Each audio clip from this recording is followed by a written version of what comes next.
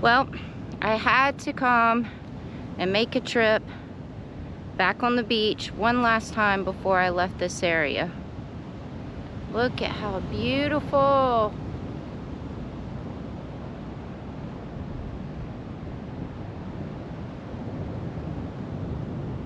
The Pacific Coast in California.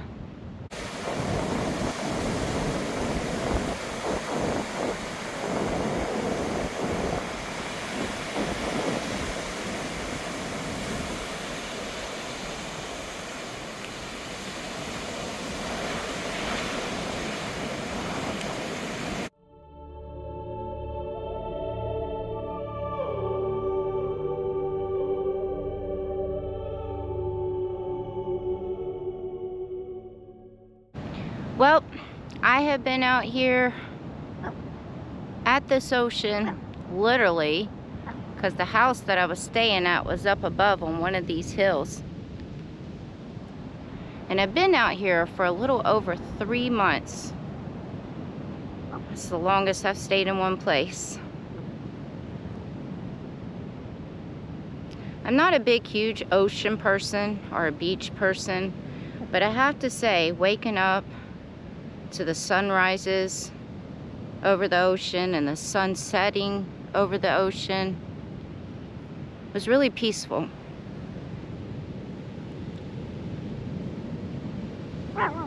The ocean definitely has a calming feel to it.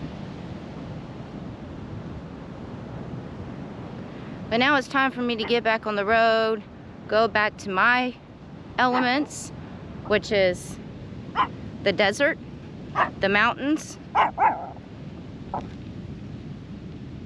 and the forest, and the trees, and the mountains.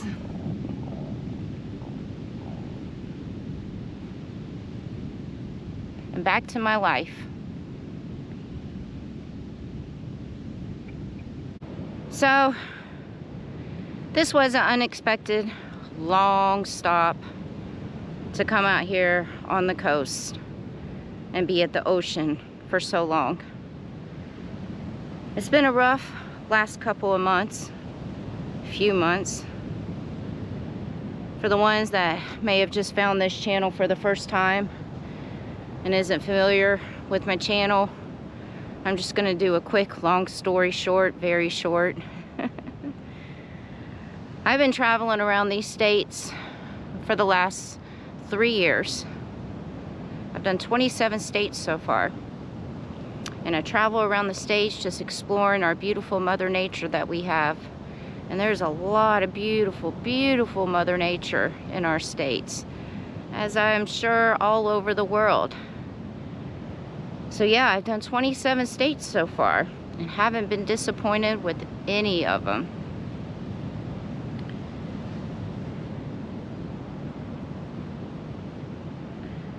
So I live in my Jeep Wrangler.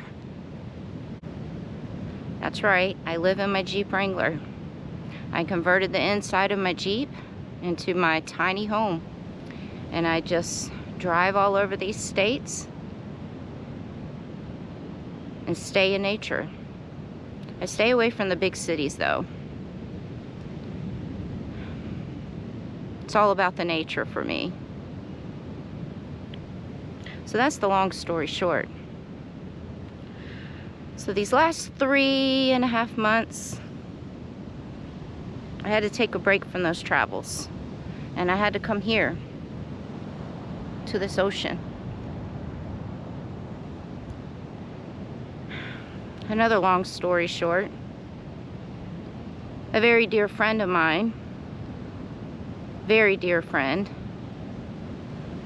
calls me one day while I'm out there on the road to let me know that he was diagnosed with lymphoma cancer. My friend lived out here on this coast. His house overlooked this same ocean right here. And well, my friend didn't have anybody to really help him with all these doctor's appointments he had coming up and chemo treatments. And so I told my friend, I was like, well, I'll just drive out there, come help you out for a few weeks. A few weeks turned into 3 months.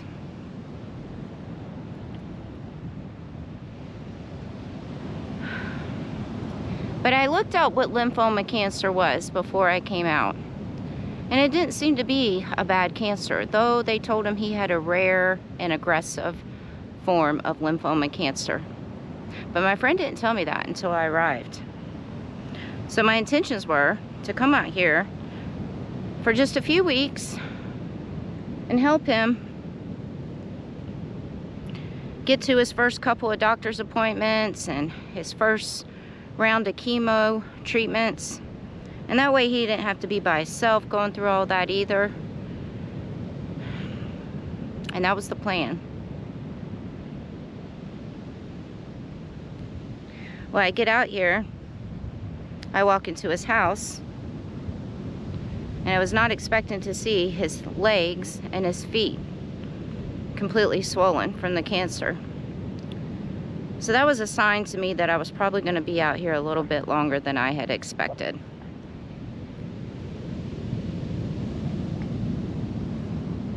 Little one sees a dog walking by. Little one, you want to say hi to everybody? That's her saying hi, even though she's barking at a dog walking by. But you guys can act like she's barking at you and saying hi to you guys. Say hey. Hey. No, no. You're gonna tangle yourself up.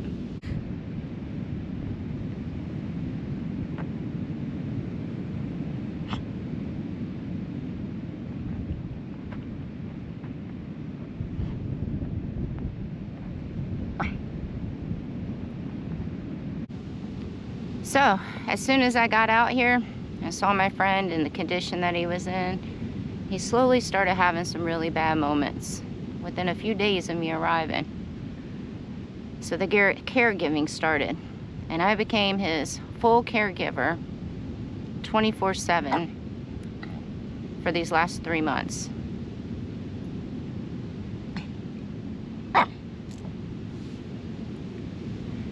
And it was tough. It was tough watching a friend that you love and care for go through what he was going through. And it was tough having to take care of him.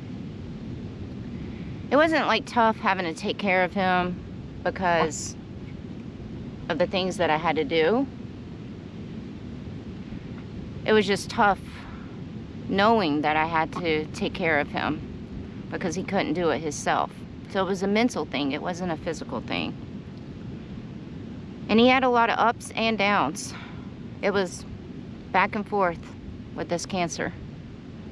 It was crazy. You know, there was a couple of times in the beginning that I thought, okay, this is it. But then he pulled out of it and those up moments came.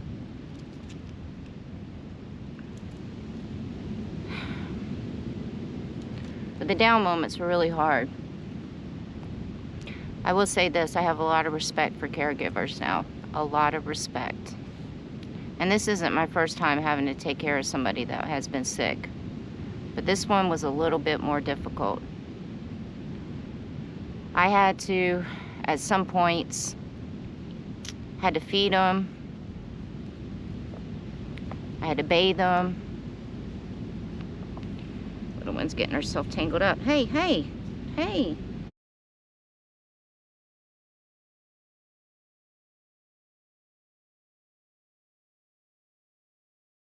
I had to, first of all, I had to clean his house because it's typical bachelor pad. It was a wreck, so house had to be cleaned. Like I said, I had to bathe them, literally bathe them. Had to feed them, cook, you know, everything that a person can't do themselves, I had to do for him, basically. Had to help him go to the bathroom. It was tough. And then because I got so involved with taking him to all the doctor's appointments, and every time he would go to the emergency room when I would have to call 911, you know, I was up there constantly at the emergency room. So I was the one who was dealing with all the phone calls from doctors, from nurses, from social workers, from caseworkers, care people, home health care people. I mean, my phone was constantly ringing every single day.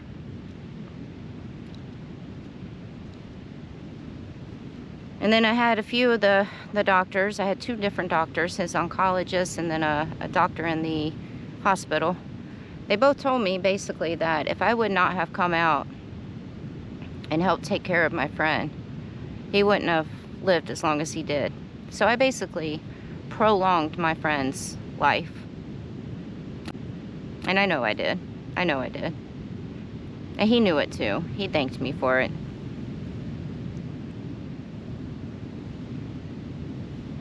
I'll tell you one thing, this will be the last time for a very long time before I go take care of another person. This time was a lot of stress on me.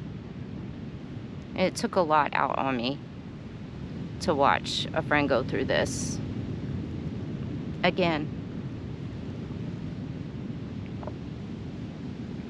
This was his favorite view right there. That was his favorite view from his house. That's why he bought the house, is because he just loved the ocean. And he loved to watch the ocean from the balcony of his house.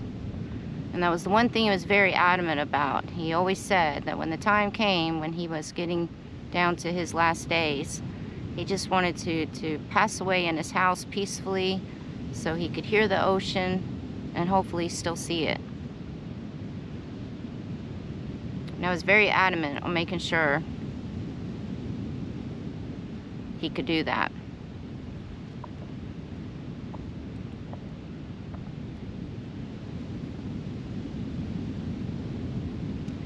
So yeah, so a couple of weeks turned into a month, and then another month, and then I thought I was going to be leaving, but some things started changing with him, and he begged me to stay. He said he didn't want strangers taking care of him, so he needed the help. And basically his oncologist said that he couldn't treat him unless he had 24-hour care. And I had a lot of plans. I was supposed to speak at an overland event that I was pretty excited to go do.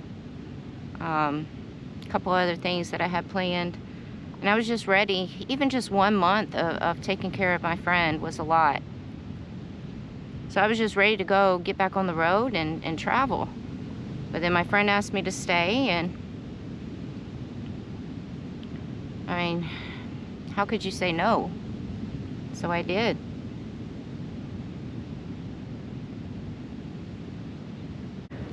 So it got down to the last couple of weeks of my friend's life, which I didn't know it was the last couple of weeks. I had to call 911, and the ambulance had to come get him again, because every day I had been checking his vitals, monitoring him.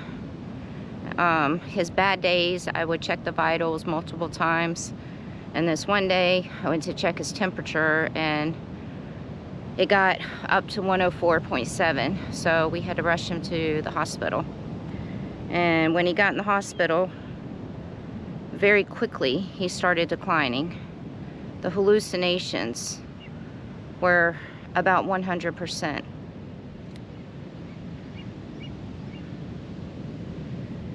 He couldn't really comprehend a lot of things that people were saying. He didn't know where he was at a lot of times, meaning in the hospital. He didn't know who the nurses were. He thought they were trying to harm him. He thought the food was poisoned because people were trying to harm him. He didn't know who I was a couple of times, and even thought I was there to try to harm him when I was trying to feed him in the hospital. It's a sad thing watching just that. Watching somebody you care about so freaking much lose their mind like that. And that's not my first time seeing that. I've dealt with my uncle and my dad both having dementia But even seeing it from a third person, again, is just heart-wrenching. And especially when they don't notice you and don't know who you are, and they think that you're trying to harm them.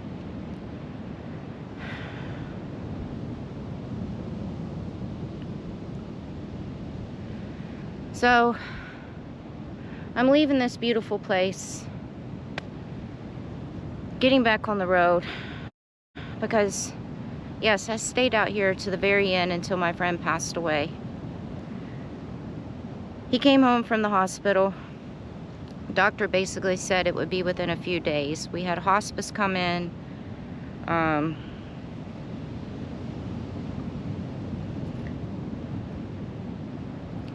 Yeah, hospice is a whole nother story. I mean, they were able to give us things like morphine and some other stuff to relax my friend with his hallucinations and calm him, and you know, that way he can pass away peacefully. But I thought I would have got some support from hospice also, because I've been out here for over 3 months without any physical human support, none. And my understanding with hospice was they were supposed to also give support to the family members and friends and the people taking care of the patient. They gave me no support whatsoever. All they did was come over and give them drugs and check on them, basically. So I was a little disappointed with the hospice situation.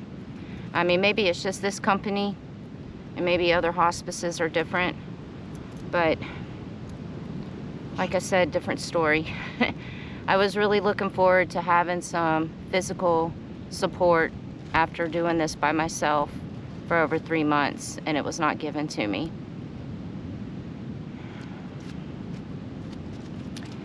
But anyways, with that being said, my friend did take his last breaths and did pass away. I was right there by his side, and so was his best friend. He fought a tough little fight, you know. We got him home to his house, moved the bed and angled it where he could see out the big window and look at the ocean. He was able to enjoy that and comprehend that for the first 2 days of being home. Third day is when it all just went downhill, and it was sleeping nonstop, not opening the eyes, not eating, drinking, nothing. And that went on for a few days. And hospice, one of the nurses told me, because he was wearing oxygen in his nose, and it kept getting tangled up and stuff. And the nurse had told me that if it kept getting tangled up or we were having a hard time with the cord, that we could just take the oxygen out, that it wasn't no big deal. But we kept the oxygen in, but then the last day was pretty rough, and I'm not going to get into details on what we went through that day with our friend on his last day, because it's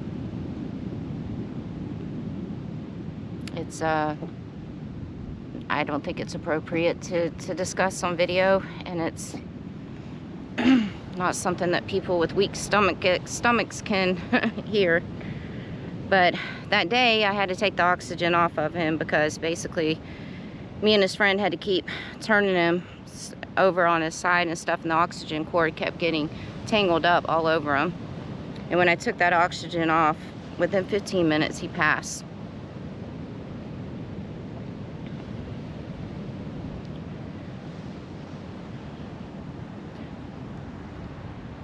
But I think he passed peacefully, and he was at home, so that's good. Taking my one last time here to have a moment for my friend on the beach that he loves so much, in the ocean, and get on the road tomorrow and start my life back again. I put YouTube and my videos on hold just so I can concentrate on my friend.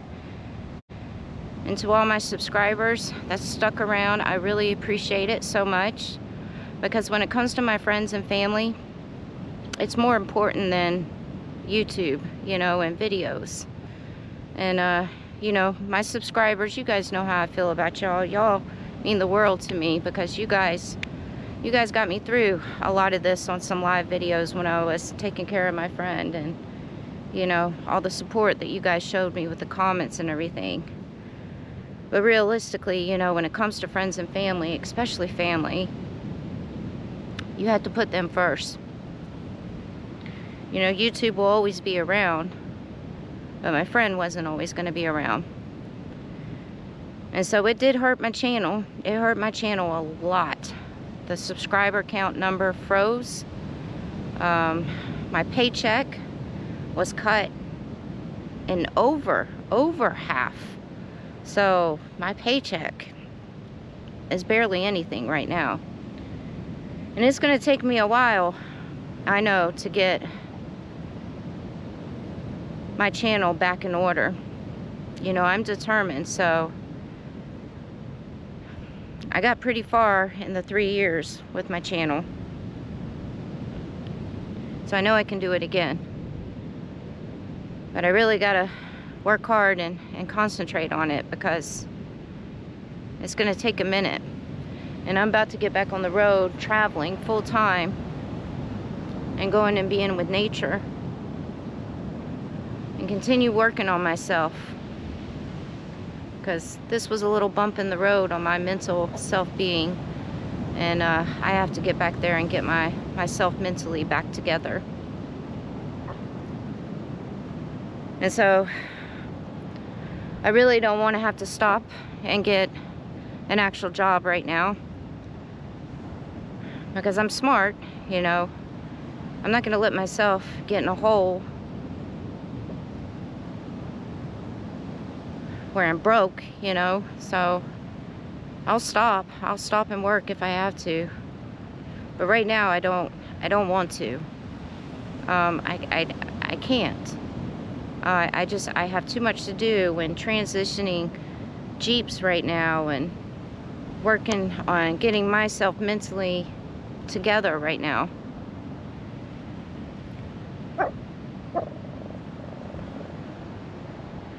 So I just have a lot to do.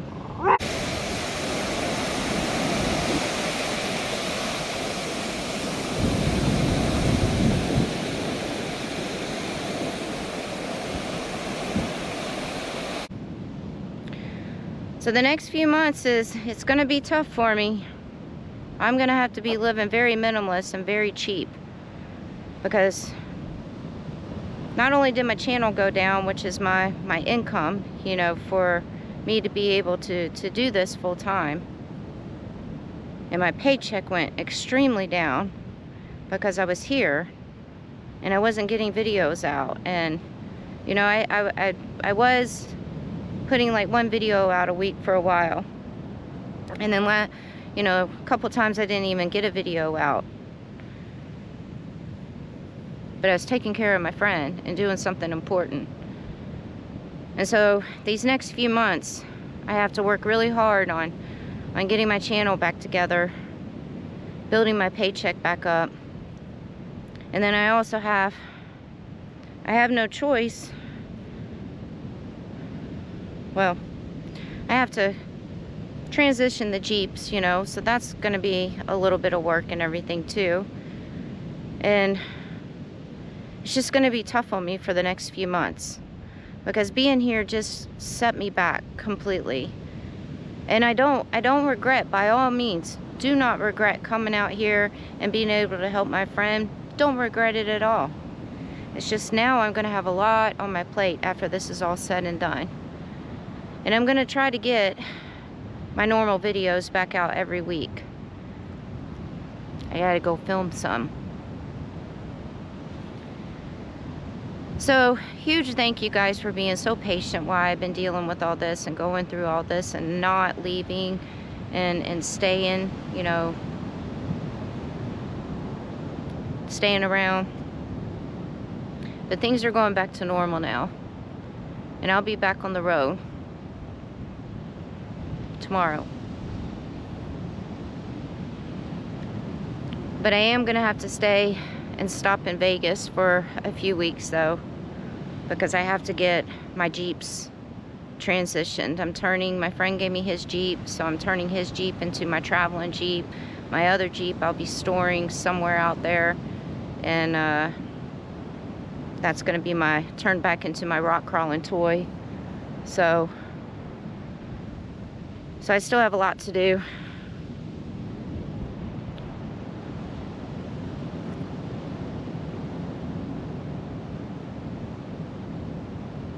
And then I have to get myself mentally back together, because it was rough. So I'm going to end this video real quick, because I know I'm a little weird sometimes, but my friend,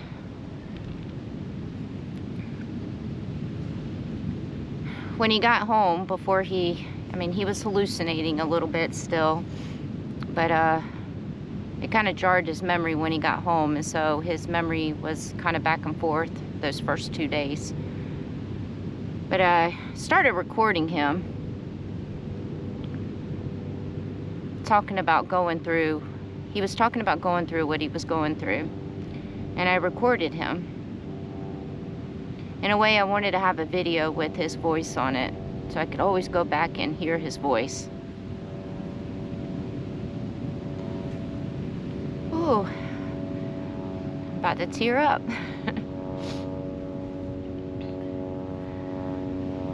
So I'm going to end this video with my friend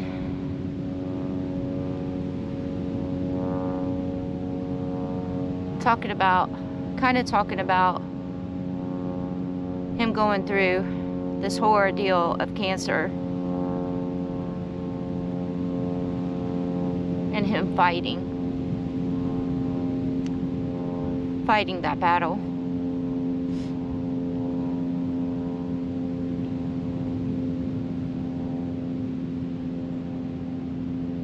And now I'll always have this video to go back and hear my friend's voice.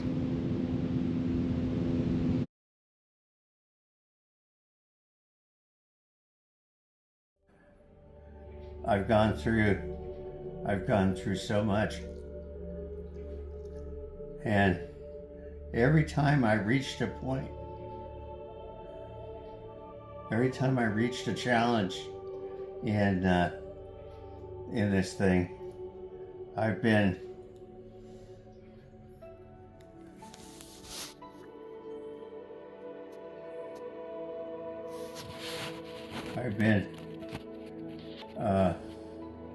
so sure that it was over for me.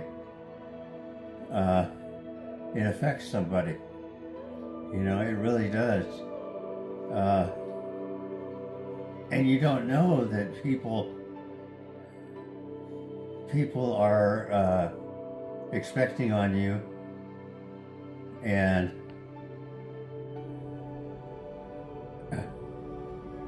then you finally give up.